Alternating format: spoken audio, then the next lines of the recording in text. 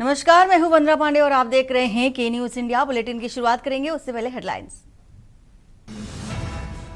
प्रधानमंत्री नरेंद्र मोदी 4 जून को करेंगे कैबिनेट की बैठक। ऑपरेशन सिंदूर के बाद पहली बार होगी मोदी कैबिनेट की बैठक। सांसद राहुल गांधी का भोपाल दौरा। आज भोपाल में संगठन सृजन अभियान का करेंगे शुभारंभ। प्रदेश के वरिष्ठ कांग्रेसी नेताओं के साथ राज्य की राजनीति स्थिति पर करेंगे चर्चा। देश में तेजी से पांव पसार रहा कोरोना। 24 घंटे में 4 लोगों की मौत, 3,961 एक्टिव मामलों की संख्या। वहीं दिल्ली में नई ईवी नीति का मसौदा तैयार करने के लिए समिति गठित। जुलाई में लागू करने पर चल रहा है परिवार। इंडिगो की फ्लाइट से 4000 फीट ऊंचाई पर गिद्ध टकराया। विमान के फ्रंट में डेंट आया। इमरजेंसी लैंडिंग कराई गई। 71 यात्री थे सवार। असम में 5 लाख लोग बाढ़ से प्रभावित, 11 की हुई मौतें। मध्य प्रदेश के 38 जिलों में बारिश का कहर। आप देख रहे हैं के न्यूज, खबरों का साथी। और वहीं दिल्ली से आ रही है खबर, जहां पर सांसदों का प्रतिनिधि मंडल आज लौटेगा। दिल्ली सांसद जय पांडा के नेतृत्व में विदेश गया था डेलीगेशन आज लौटेगा और इसी के साथ ही साथ विदेश मंत्री एस जयशंकर से मुलाकात भी करेंगे। तो सांसद जय पांडा के नेतृत्व में विदेश गया हुआ था डेलीगेशन, अब वापसी होनी है और विदेश के देखा जा रहा है कि अब वापसी होनी है डेलीगेशन की। सांसदों का प्रतिनिधि मंडल आज दिल्ली वापस लौटेगा। सांसद जय पांडा के नेतृत्व में विदेश गया हुआ था डेलीगेशन और विदेश मंत्री चूंकि एस जयशंकर से मुलाकात भी होगी।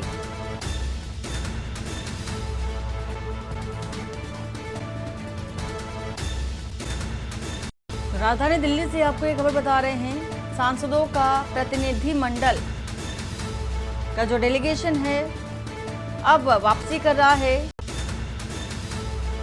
तो विदेश मंत्री एस जयशंकर से मुलाकात भी होगी।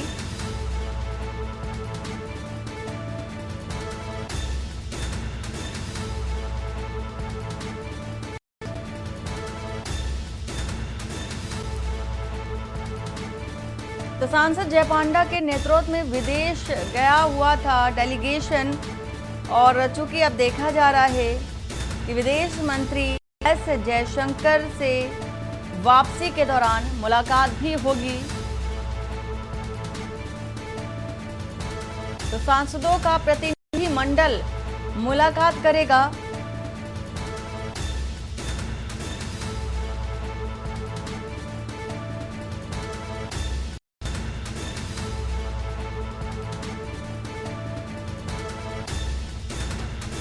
तो सांसद जय पांडा के नेतृत्व में विदेश गया हुआ था डेलीगेशन, अब वापसी है। तो दिल्ली वापसी है सांसद की, पूरे प्रतिनिधि मंडल की जो डेलीगेशन गया हुआ था विदेश और अब चूंकि देखा जा रहा है इसका नेतृत्व भी सांसद जय पांडा किया था और वापसी के दौरान जब मुलाकात भी होगी विदेश मंत्री के साथ ये मुलाकात होनी है। सांसद जय पांडा के नेतृत्व में विदेश चूंकि डेलीगेशन गया हुआ था, अब वापसी होनी है।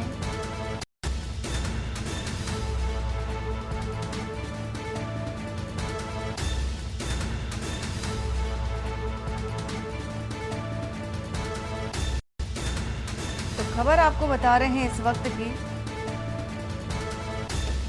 राजधानी दिल्ली से ये खबर।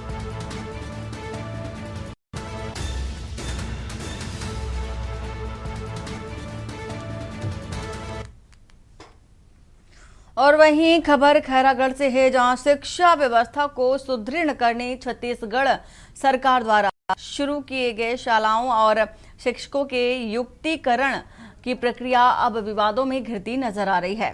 खैरागढ़, छुई, खादान, कई जिले में युक्तिकरण के तहत जारी काउंसलिंग सूची का विरोध शुरू हो गया है। छत्तीसगढ़ सहायक समग्र शिक्षक फेडरेशन ने सोमवार को जिला कलेक्टर इंद्रजीत सिंह चंद्रवाल को ज्ञापन सौंपकर सूची में सुधार की मांग की। फेडरेशन के जिला अध्यक्ष रामलाल साहू और ने आरोप लगाया है कि जिला शिक्षा अधिकारी द्वारा जारी सूची में वरिष्ठता और कनिष्ठता का स्पष्ट उल्लेख नहीं किया गया है। साथ ही दावा आपत्ति का कोई समय भी निर्धारित नहीं किया गया। फेडरेशन का कहना है कि उन्होंने नियुक्ति तिथि और कार्यभार तिथि के आधार पर सूची जारी करने की मांग की थी, लेकिन अब तक केवल आश्वासन मिला है। संगठन ने मांग की है कि त्रुटियों को सुधारते हुए नई तिथि के साथ पुनः काउंसलिंग की प्रक्रिया शुरू की जाए। फिलहाल प्रशासन की ओर से इस पर कोई आधिकारिक प्रतिक्रिया सामने नहीं आई है।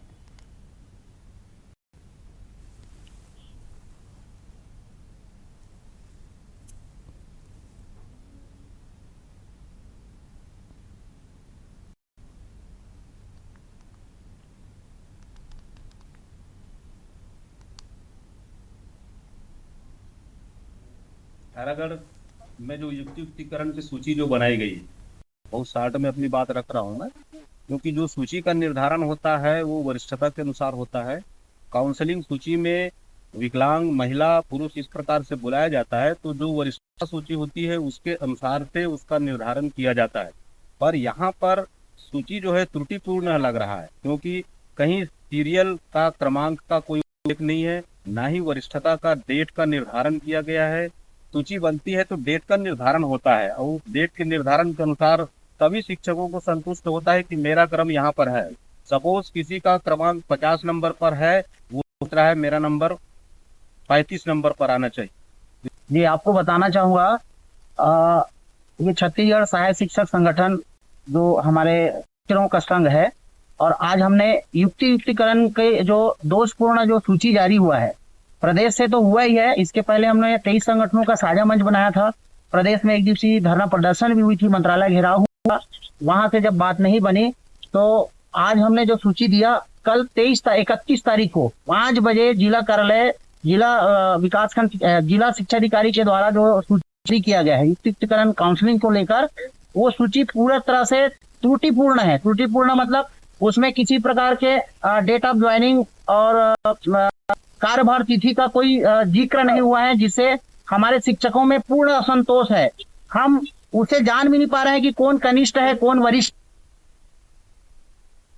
और वहीं खबर खैरागढ़ से, जहां राजधानी रायपुर के अंबेडकर अस्पताल में पत्रकारों से बदसलूकी की घटना के बाद अब खैरागढ़ में भी ऐसा ही मामला सामने आया है।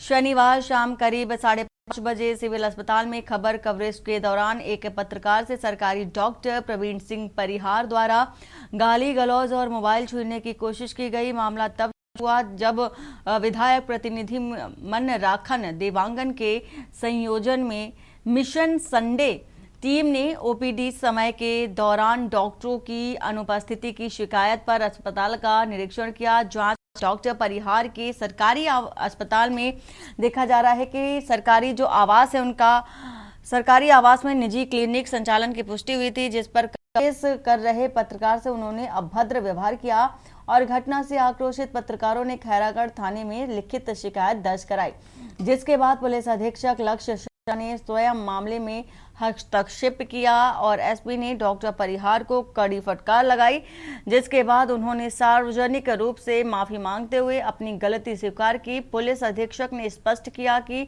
भविष्य में ऐसी किसी भी घटना पर सख्त कानूनी कार्रवाई की जाएगी। डॉक्टर से इस संबंध में लिखित माफीनामा और आश्वासन भी लिया गया है।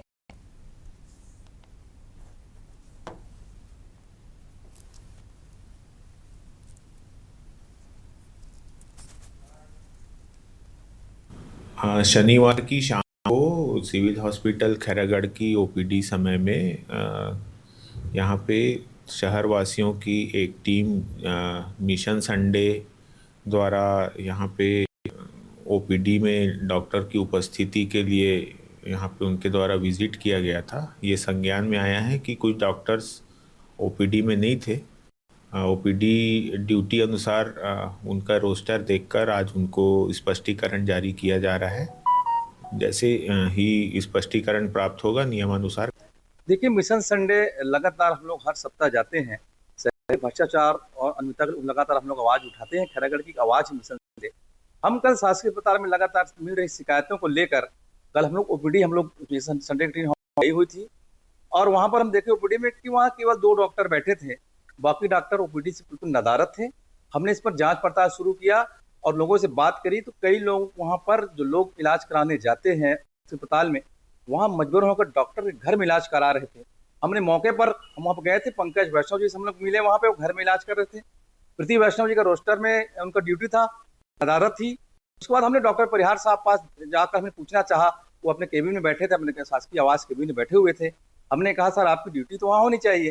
तो इसी बात दौरान बातचीत होती रही और उसके बाद अचानक डॉक्टर परिहार जी हैं, वरिष्ठ यहाँ के चिकित्सक हैं, उनके द्वारा एक पत्रकार साथी हैं साकेत श्रीवास्तव जी, उनके साथ बड़ा दुर्व्यवहार किया गया, उनकी गाली गलौज की। और इसी के साथ ही जांजगीर चांपा जिले में रेत माफिया बेखौफ होकर नदियों का सीना छलनी कर रहे हैं। हसदेव सहित विभिन्न नदियों के रेत घाटों पर दिन रात अवैध रेत उत्खनन जारी है और हैरानी की बात यह है कि जिले में मात्र रेत घाटों को ही अवैध ठेका मिला है, लेकिन केरा, कछार, नवागांव जैसे कई बिना ठेका घाटों में धड़ल्ले से रेत का खनन किया जा रहा है और खनिज विभाग और प्रशासन की अनदेखी के चलते माफिया न सिर्फ सरकार को करोड़ों रुपए की रॉयल्टी का नुकसान पहुंचा रहे हैं, बल्कि नदियों के पारिस्थितिकी संतुलन से भी खिलवाड़ कर रहे हैं। स्थानीय लोगों का कहना है कि अवैध खनन और परिवहन के खिलाफ कार्रवाई सिर्फ कागजों पर ही सीमित है, जमीनी स्तर पर कोई प्रभावी रोक नहीं लग पाई है।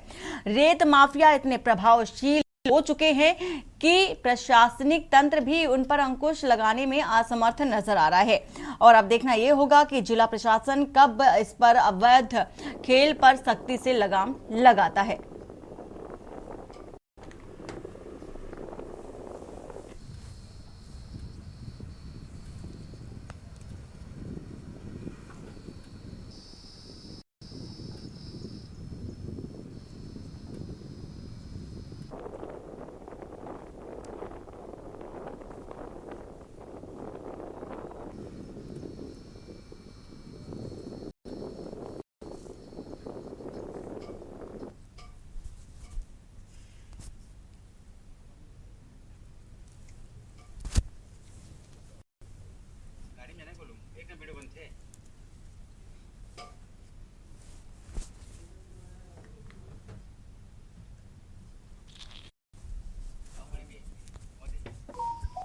आज पिछले अपन फाइनेंशियल ईयर में देखें तो 189 प्रकरण दर्ज हुआ है अवैध उत्खनन, परिवहन और भंडारण के।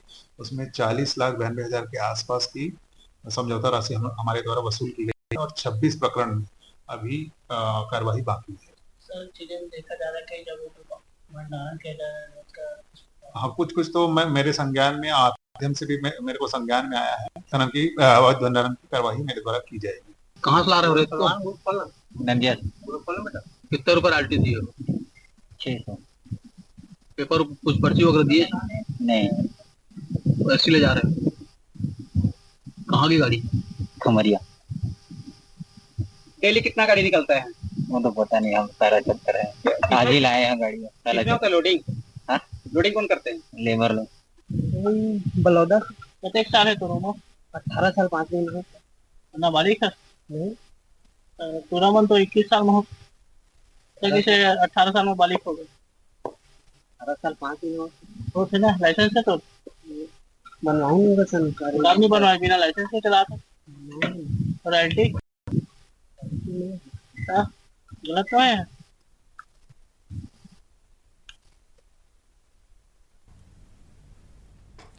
और फरीदाबाद से आ रहे हैं इस बीच खबर, जहां पर आगरा नहर में मिली अज्ञात महिला की लाश और खेड़ी पुल के पास शव मिलने से इलाके में सनसनी मची है। वही बताया जा रहा है कि महिला का मिलने से मौके पर पुलिस भी पहुंच चुकी है और पुलिस ने शव को कब्जे में लेकर जांच पड़ताल भी शुरू कर दी है। महिला की पहचान के लिए अगर बात करें तो इलाके में सर्च अभियान फिलहाल जारी है और अब तक पहचान मृतका की नहीं हो सकी है। पुलिस का दावा है कि जल्द आरोपी की गिरफ्तारी भी होगी। महिला की संदिग्ध हालत में मौत से दहशत का माहौल भी देखा जा रहा है।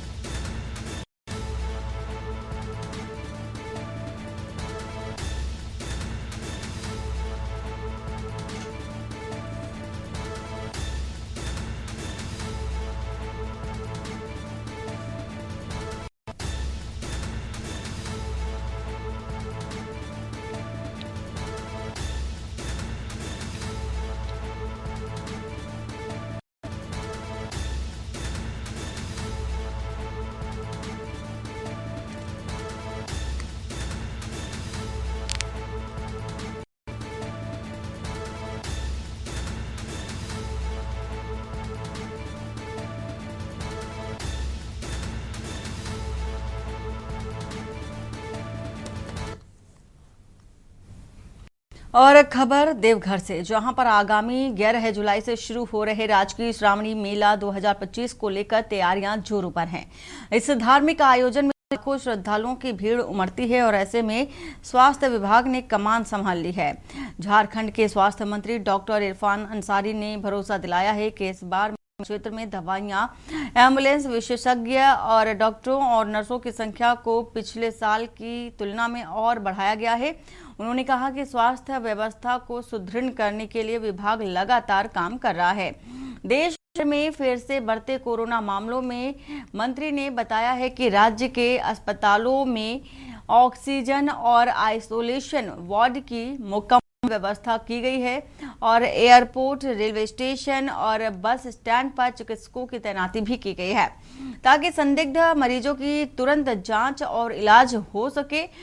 11 जुलाई को भारत के राष्ट्रपति के देवघर आगमन की भी पुष्टि हुई है।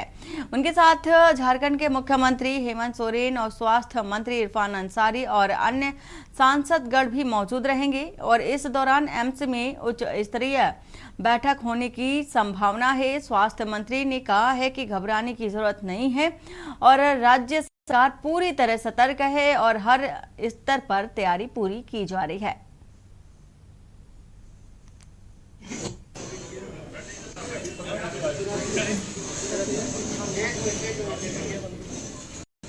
के कारण घबराने की आवश्यकता नहीं है। सेंट्रल से कोई गाइडलाइन नहीं आया। हम लोग प्रिकॉशन के तौर पर हम लोग आगे आ रहे हैं, तो मुकम्मल तैयारी कर रहे हैं और हम लोग तैयार हैं। मंत्री महोदय नगरी है और गर्व की बात है कि हम लोग बाबा नगरी से आते हैं और बाबा नगरी के आशीर्वाद से मुझे सेवा करने का ही मौका मिला है। हम आज आए हैं यहाँ पर। आने वाले दिनों में आप देख रहे हो कि श्रावणी मेला है और इस मेले में लाखों लाख श्रद्धालु आते हैं यहाँ और बाबा का आशीर्वाद लेकर जाते हैं। ऐसे में मेरी बहुत बड़ी भूमिका यहाँ पर है, क्योंकि जितने भी श्रद्धालु आएंगे तो उनका देखभाल, उनके स्वास्थ्य की जांच, उनको कोई कष्ट ना हो, इसको लेकर हम आए हैं देवघर आज। और ग्रेटर नोएडा में अवैध निर्माण पर चला बुलडोजर। 10 आवंटियों को 16 साल बाद प्लॉट पर कब्जा, करोड़ों की जमीन पर रखा गया था, अवैध निर्माण रखा गया था और इसी के साथ ही लगभग 100 करोड़ की जमीन को कब्जा मुक्त भी कराया। 10,000 वर्ग मीटर जमीन को 5 घंटे में खाली कराया गया। रोड और ग्रीन बेल्ट बनाने का भी रास्ता साफ कर दिया गया। तो वहीं सीईओ के निर्देश पर अवैध अतिक्रमण को हटाया गया है। ग्रेटर नोएडा के पतवाड़ी गांव में बुलडोजर चल रहा है। ये बुलडोजर की कार्रवाई की जा रही है। अवैध अतिक्रमण पर बुलडोजर की ये कार्रवाई ग्रेटर नोएडा से आपको ये खबर बता रहे हैं। तो पतवाड़ी गांव में बुलडोजर चला है। अवैध निर्माण पर ये बड़ी कार्रवाई।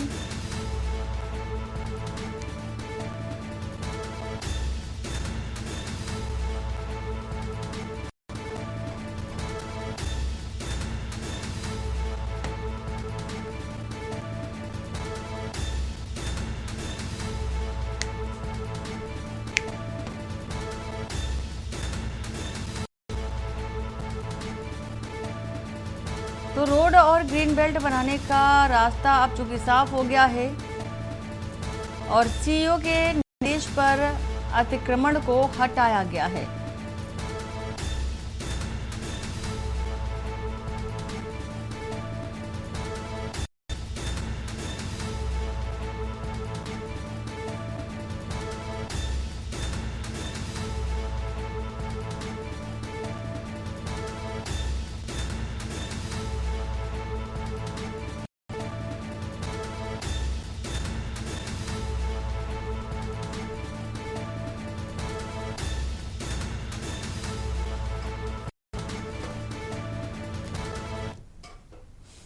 नोएडा से है खबर, जहां पर दोस्ती में घुला खून, शराब पार्टी में दोस्त की हत्या और शराब बना खून का शव। तो कपिल की चाकू से हत्या, नोएडा में दोस्त कातिल बना है। मामूली विवाद ने जान ले ली। सेक्टर 49 थाना क्षेत्र में युवक की निर्मम हत्या की गई है।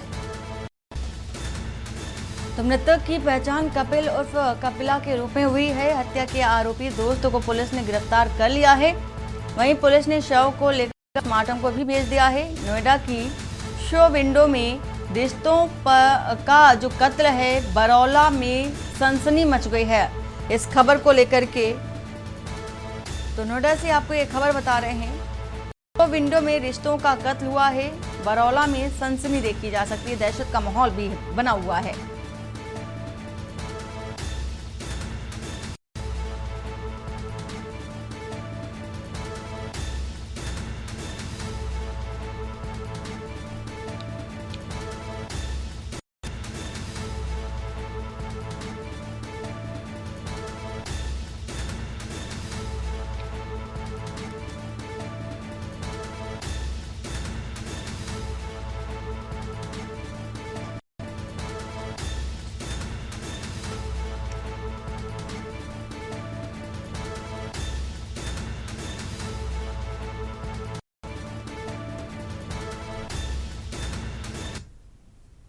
कि कपिला नाम के व्यक्ति को चाकू मार दिया गया है। तत्काल थाना पुलिस मौके पर पहुंची। मौके पर पहुंचने पर स्पष्ट हुआ कि जितेंद्र नाम के व्यक्ति ने कपिला को चाकू मारा है। कपिला को तत्काल जिला अस्पताल भेजा गया, जहां पर उसकी दुखद मृत्यु हो गई। तो प्राथमिक पूछताछ में स्पष्ट हुआ कि ये लोग आपस में खा पी रहे थे।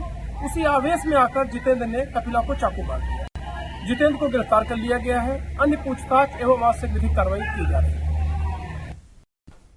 और वहीं देखा जा रहा है हरदोई में देखने को मिला है तेज रफ्तार का कहर, और हादसे में मोटरसाइकिल सवार 3 युवक घायल हुए हैं। अज्ञात वाहन की टक्कर से घायल हुआ है युवक, और देखा जा रहा है इलाज के दौरान एक युवक की मौत भी हो गई है।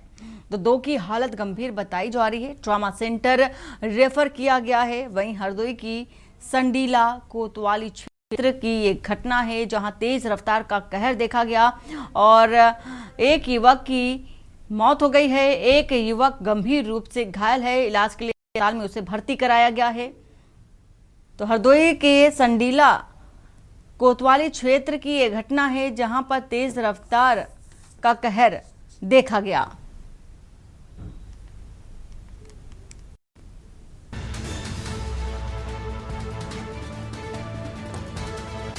तो हादसे में मोटरसाइकिल सवार 3 युवक घायल हुए।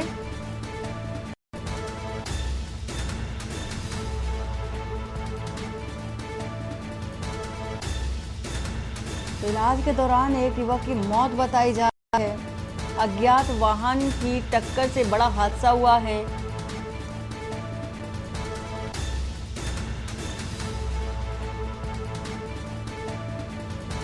तो कोतवाली संडीला की ये घटना है। 2 की हालत बेहद गंभीर बताई जा रही है, ट्रॉमा सेंटर रेफर किया गया है।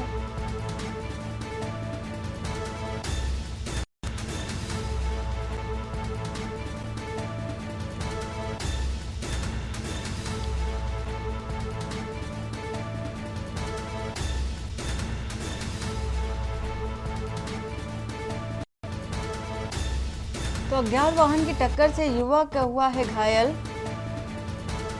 हरदोई से बता रहे हैं आपको खबर, इलाज के दौरान एक युवक की मौत हो गई है। 2 अन्य गंभीर हैं, जिन्हें अस्पताल में इलाज के लिए भर्ती कराया गया है। उनका इलाज चल रहा है।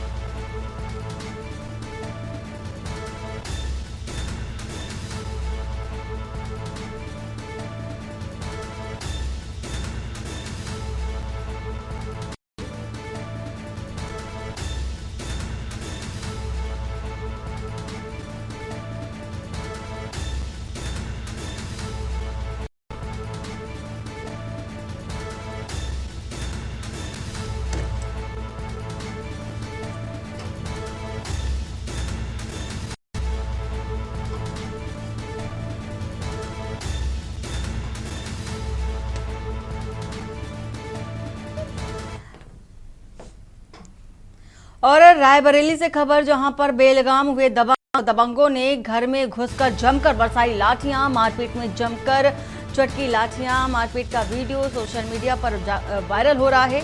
लाठियों से मारपीट करने का वीडियो वायरल हो रहा है। आधा दर्जन से अधिक लोगों ने मारपीट की है। वहीं जगतपुर कोतवाली क्षेत्र का वीडियो बताया जा रहा है।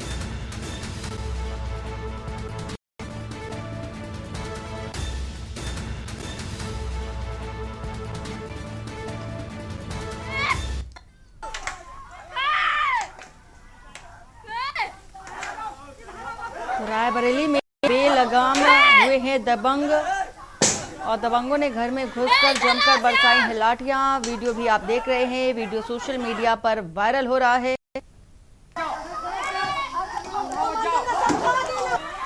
तो लाठियों से मारपीट करने का ये वीडियो सोशल मीडिया पर वायरल हो रहा है। आधा दर्जन से अधिक लोगों को मारपीट की है। जगतपुर कोतवाली क्षेत्र का ये वीडियो बताया जा रहा है, जहां पर दोनों पक्षों की ओर से जमकर लाठियां बरसाई जा रही हैं।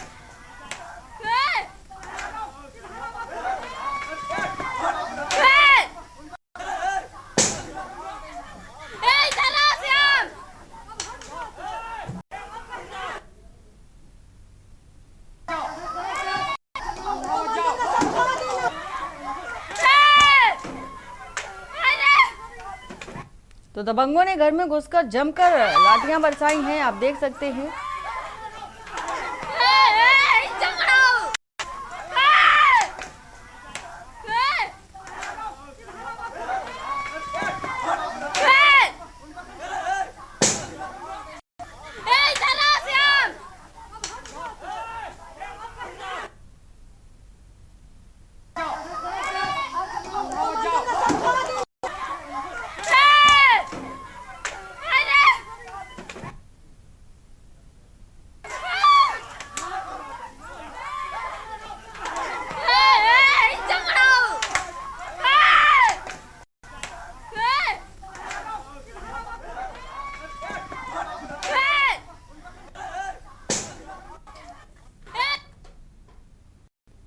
और बाराबंकी से है खबर, जहां पर नशे में धुत पिकअप चालक ने बाइक को टक्कर मार दी है। तेज रफ्तार पिकअप ने सड़क किनारे खड़े युवक को टक्कर मारी है। हादसे में 3 युवक घायल हैं। एक की हालत बेहद गंभीर बताई जा रही है। स्थानीय लोगों ने नशेड़ी चालक को मौके पर पकड़ा है और घायलों को ग्रामीणों ने पहुंचाया है सामुदायिक स्वास्थ्य केंद्र। गंभीर घायल को डॉक्टरों ने जिला अस्पताल रेफर किया है। एम्बुलेंस न मिलने से अस्पताल गेट पर घंटों परिजन तड़पते रहे और वहीं कॉल करने पर एम्बुलेंस स्टाफ ने व्यस्तता की मजबूरी बताई। सड़क किनारे हादसे के बाद अफरा तफरी भी मच गई और फतेहपुर बस स्टैंड के पास ये हादसा हुआ है। प्रशासन की लापरवाही से एम्बुलेंस इंतजार में समय भी गंवाया और स्थानीय लोगों की तत्परता से समय रहते जानें बचाई गई।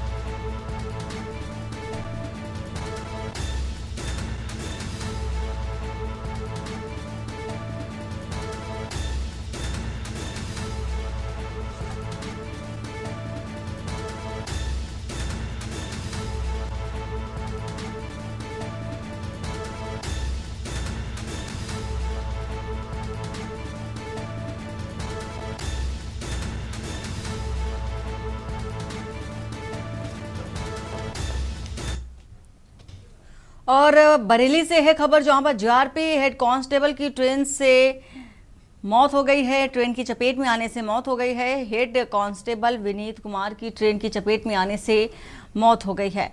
बरेली से बता रहे हैं आपको खबर, जहां पर रेलवे ट्रैक पर निगरानी कर रहा था हेड कांस्टेबल। बरेली जंक्शन से 50 मीटर दूरी पर हुई यह घटना और सुबह 4 बजे की ये घटना बताई जा रही है, जब बरेली जंक्शन से 50 मीटर की दूरी पर यह घटना हुई और बरेली जंक्शन के थाना सुभाष के सामने हादसा हुआ है। और हाथरस की पुलिस लाइन में परिवार रहता है। मृतक मूल से फर्रुखाबाद का निवासी है।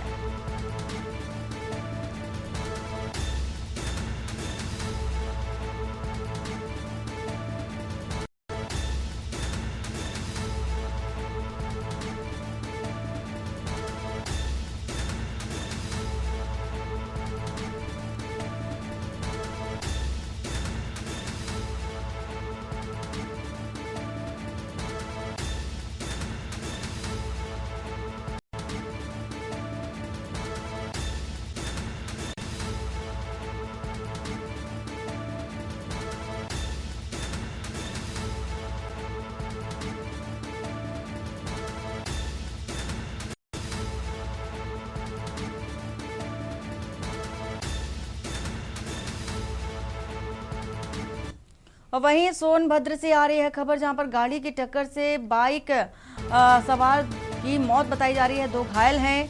हथवानी से लौट रहे थे वैवाहिक कार्यक्रम से, रास्ते में हादसा। रीवा रांची हाईवे पर बीडर में यह हादसा हुआ है और घायलों की हालत गंभीर बताई जा रही है। जिला अस्पताल किया गया है रेफर। तहसीलदार दुद्धि ने पहुंचकर घायलों को अस्पताल पहुंचाया। भाग रही चेसिस गाड़ी पुलिस ने पकड़ा है और तीनों युवक नगवा गांव के रहने वाले बताए जा रहे हैं। वहीं दुद्धि कोतवाली क्षेत्र के ज्ञानदीप स्कूल के पास का ये हादसा बताया जा रहा है।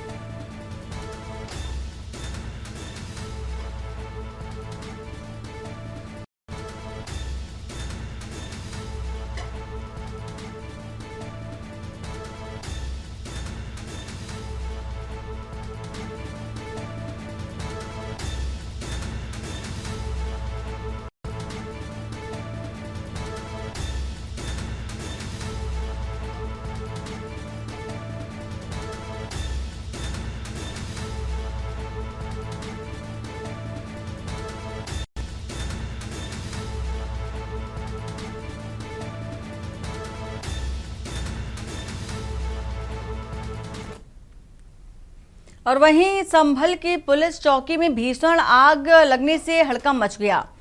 पतरिया चौकी परिसर में झोपड़ी जलकर पूरी तरह से खाक हो गई और झोपड़ी में आग की लपटों का वीडियो सोशल मीडिया पर वायरल हो रहा है। पुलिस चौकी में लगी आग से अफरा तफरी का माहौल भी देखा जा रहा है। स्थानीय लोगों की मदद से आग पर काबू भी पाया गया और जुनावई थाना क्षेत्र की पतरिया चौकी में हादसा हुआ। धू कर जली झोपड़ी और पुलिस महकमे में हड़कंप। आग की ऊंची लपटों का वीडियो जमकर वायरल हो रहा है।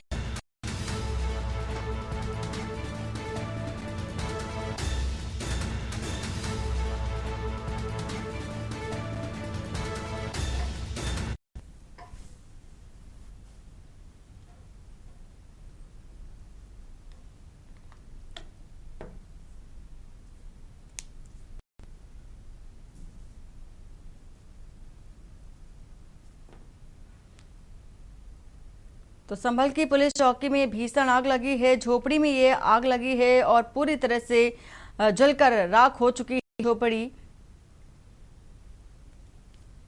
और आग की लपटें इतनी तेजी से जिसे काबू पा लेना बेहद मुश्किल था। पुलिस चौकी में लगी आग से अफरा तफरी का जो भी माहौल है वो भी देखा जा सकता है।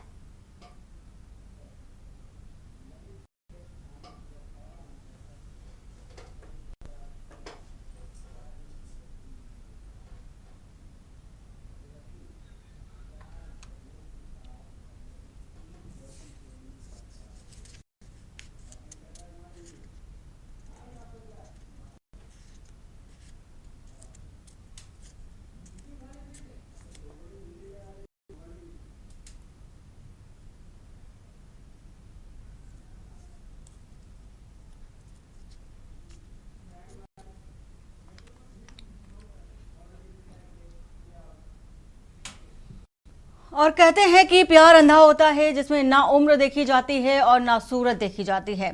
यह सच कर दिखाया है ललितपुर के थाना जखौरा अंतर्गत सांकरवाला की एक 40 वर्षीय महिला ने। महिला का नाम भगवती है और 4 बहुओं की सास भगवती 30 वर्षीय प्रेमी के साथ अपनी बहुओं का जेवर लेकर फरार हो और अब महिला का पीड़ित पति पुलिस अधीक्षक की चौखट पर न्याय मांगता नजर आ रहा है और कह रहा है कि थाना जखौरा में पुलिस की शिकायत दी थी पुलिस को, लेकिन अभी तक कोई कार्रवाई नहीं हुई है और अब पुलिस अधीक्षक से न्याय की आस है कि उसे बहू का जेवर वापस मिल जाए और या फिर उसकी भागी हुई वह पत्नी मिल जाए जो बुढ़ापे का सहारा बनेगी।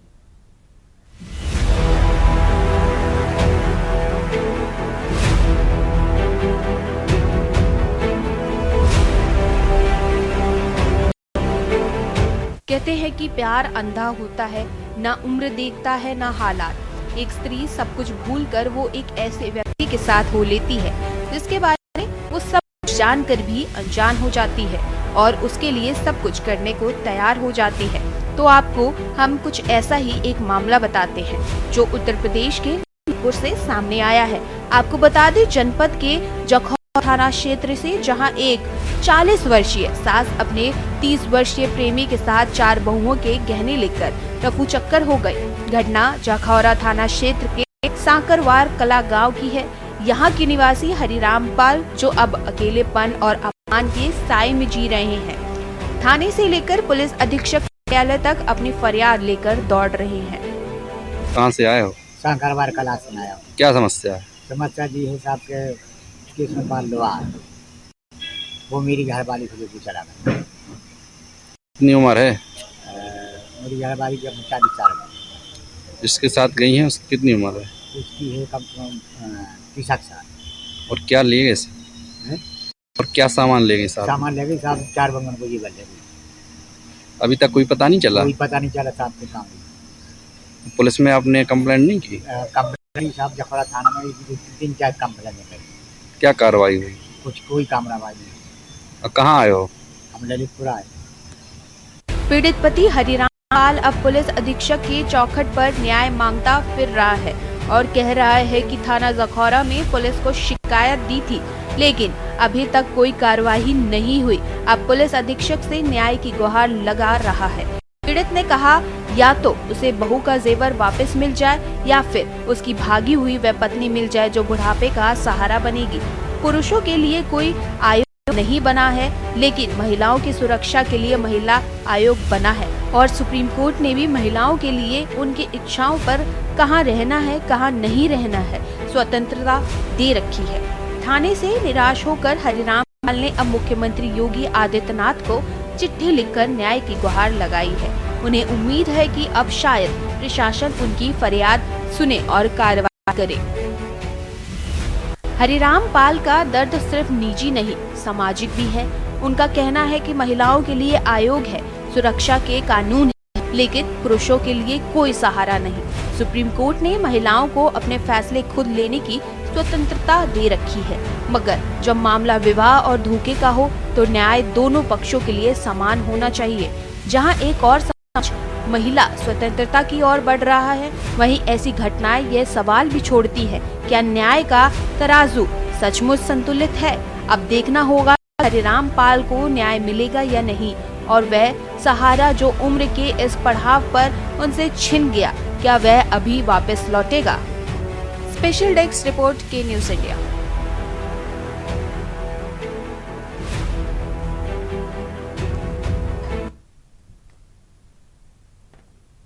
और 30 मई को प्रधानमंत्री नरेंद्र मोदी ने कानपुर में बने 5 अंडरग्राउंड मेट्रो स्टेशनों का उद्घाटन हरी झंडी दिखाकर किया है और जहां एक और मेट्रो सेवा से शहर वासियों को ट्रैफिक से थोड़ी राहत मिली, वहीं दूसरी ओर इस पर राजनीति भी गर्मा गई है।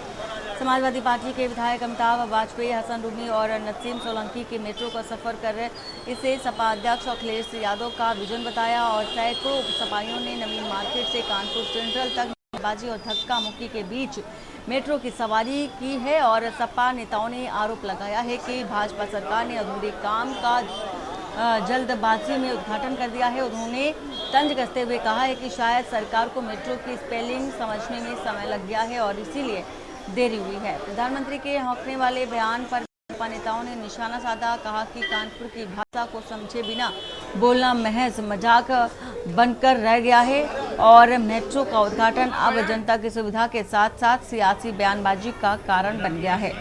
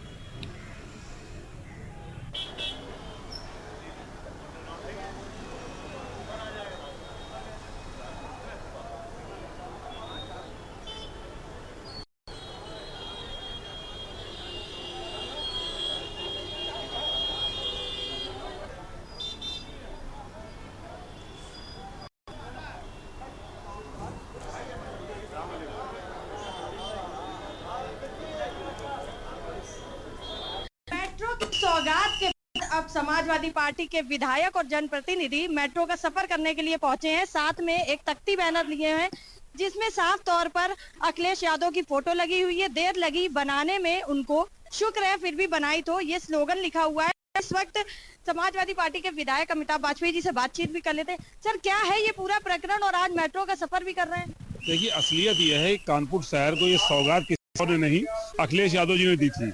हम सब लोग उस बात के साक्षी हैं। जब अक्टूबर 2016 में यहाँ पे शिलान्यास किया गया, उसका फोटो हम अपने हाथ में लिए हुए हैं। आज भारतीय जनता पार्टी सरकार है तो 8 साल से अधिक हो गए इस सरकार को बने हुए, तब जाके अभी भी एक सेक्शन पूरा चालू नहीं कर पाए हैं। IIT से लेके 2 बार में स्टेशन तक पहुंचा पाए, जबकि नौबस्ता तक 2021 में बन जानी चाहिए थी। तो इस सरकार को समझ में नहीं आया कई साल तो ये होता क्या, तो ये बनती कैसे है। जब समझ में आया तो इन्होंने शुरू करा।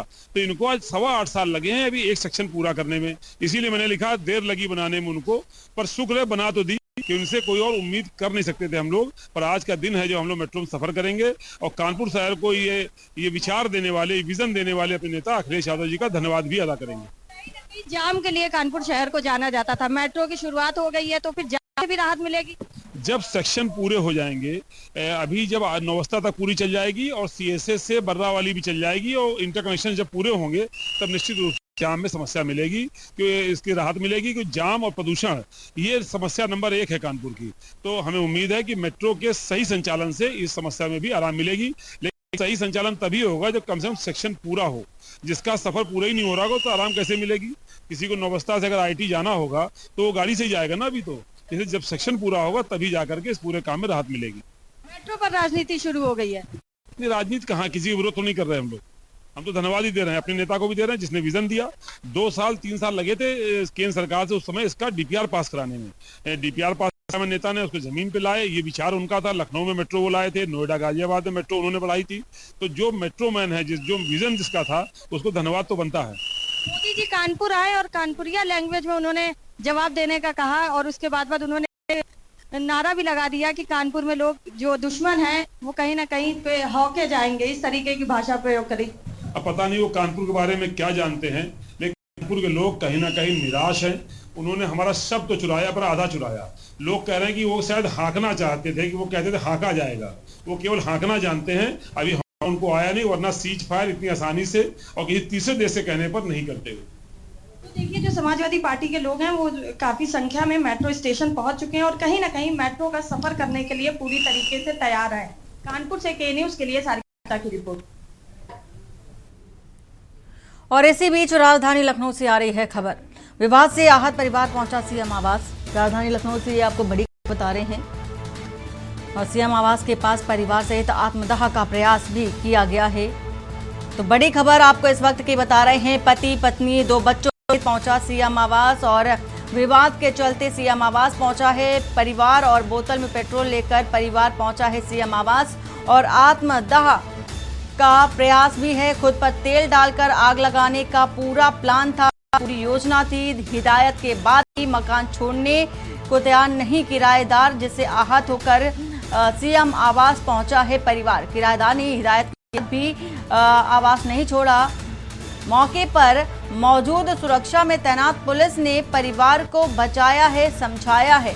किराएदार ने हिदायत के बाद भी मकान को नहीं छोड़ा, जिससे परेशान होकर सीएम आवास पीड़ित परिवार पहुंचा है और ये न्याय की गुहार भी लगाता नजर आ रहा है।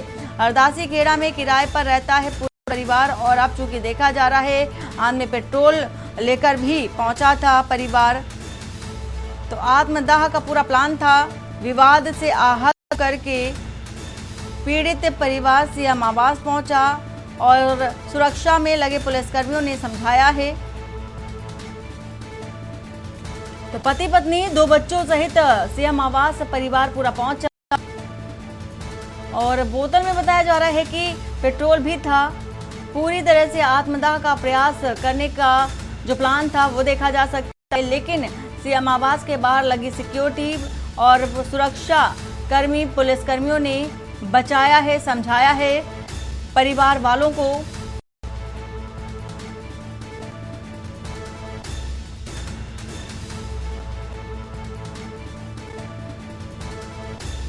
तो राजधानी लखनऊ से आपको ये खबर बता रहे हैं, किराएदार ने हिदायत के बाद भी नहीं छोड़ रहा मकान। और छत्तीसगढ़ से आ रही है खबर, छत्तीसगढ़ से बता देते हैं। कोंडागांव केशकाल विधायक का पोलो वाहन दुर्घटनाग्रस्त हुआ है। तो वाहन चालक की मौके पर ही बताई जा रही है कि मौत हो गई है। तो बड़ी खबर ये भी आपको बता रहे हैं, ग्राम बड़बत्तर जाते समय वाहन का नियंत्रण बिगड़ गया। संतुलन बिगड़ने के चलते बड़ा हादसा हुआ है। रात के समय अकेले जा रहे चालक की जान चली गई है। तो कोंडागांव छत्तीसगढ़ से खबर बता रहे हैं, केशकाल विधायक का पोलो वाहन दुर्घटनाग्रस्त हुआ है। वाहन चालक की मौके पर ही मौत बताई जा रही है। तो ग्राम बड़बत्तर जाते समय वाहन का संतुलन बिगड़ गया, जिससे ये बड़ा हादसा हो गया है।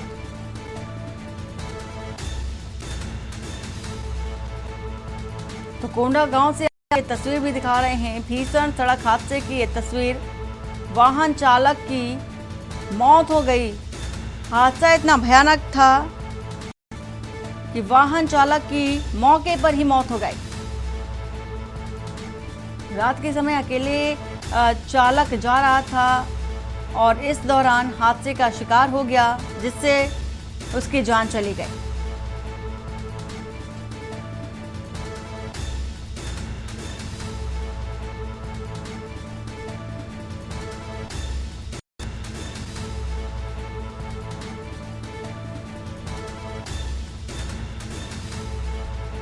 तो रात के समय अकेले जा रहे चालक की गई है जान और पूरी तरह से वाहन क्षतिग्रस्त हो गया है।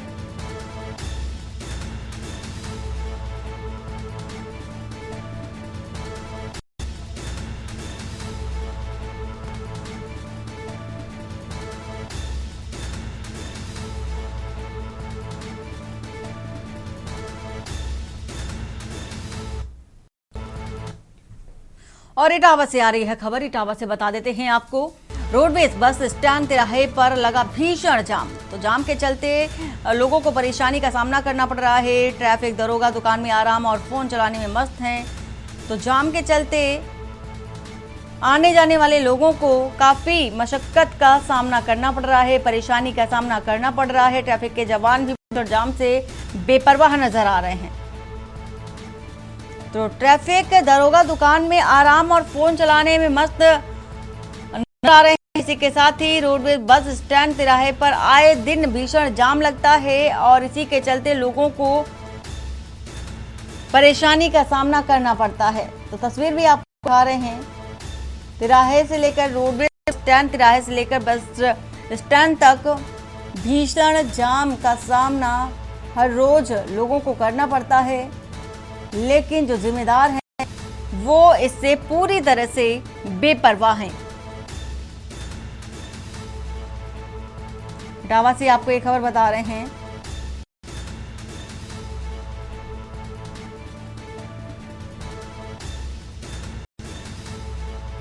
वहीं ट्रैफिक पुलिस को भी देखा जा सकता है। एटा जिले की मिरहचुई थाना क्षेत्र के श्याम राई गांव में एक समलैंगिक विवाह करने वाले परिवार में समलैंगिक पत्नी ने अपने प्रेमी पति सीटू पुत्र भजनलाल, जिठानी मीरा पत्नी राम बाबू, भतीजा टिंकू पुत्र राम बाबू शिवराई ने लाठी डंडों से मारपीट कर घर से जबरदस्ती धक्के मारकर निकाल देने का आरोप लगाया। पीड़ित ने एटा के वरिष्ठ पुलिस अधीक्षक श्याम नारायण सिंह के कार्यालय पहुंचकर लिखित शिकायत दर्ज कराई, जिस पर पुलिस ने कार्रवाई शुरू कर दी है और पुलिस की ओर देखा जा रहा है कार्रवाई शुरू कर दी गई है। और पीड़ित चंद्रभान ने बताया है कि उसने 1 साल पहले सीटू से शादी की थी और सीटू ने 1-2 माह सही से रखा, फिर मारपीट करके उसे घर से बाहर निकाल दिया। और इसी के साथ ही उनका आरोप है कि मुझे इनके परिवार के लोग प्रेम से लेकर गए थे, 2-3 महीने मुझे सही से रखा और बीते दिन जेठ जेठानी पति और सास ने मुझे मार पीट कर घायल कर दिया और बाहर निकाल दिया।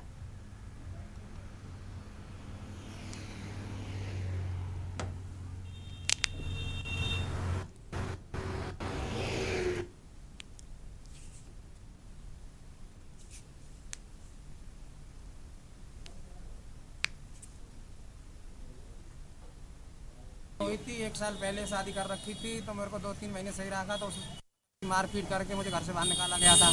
फिर भी मैंने यहीं से कार्रवाई की थी, वहाँ थाने से मेरी नहीं सुनी थी। फिर मुझे प्रेम से फसला के मुझे लेके गए इनके परिवार वाले सारे लोग, 2-3 महीने फिर सही मुझे रखा। उसके बाद में अब मैं सही सलामत रहने लगा, को अच्छी तरह से कर रहने लगा। कल परसों मेरी जेठ ने और मेरी जेठानी ने और मेरी सास ने और मेरे पति ने मुझे मार पीट के घर से बाहर डाल दिया था। तो मुझे मोहल्ले वालों ने निकाल के एम्बुलेंस बुला के मुझे और मेरे चीज थाने में पहुंचा दिया था वहाँ। और बुलेटिन में फिलहाल इतना ही। बाकी की खबरों के लिए बने रहिए आप के न्यूज इंडिया के साथ। नमस्कार।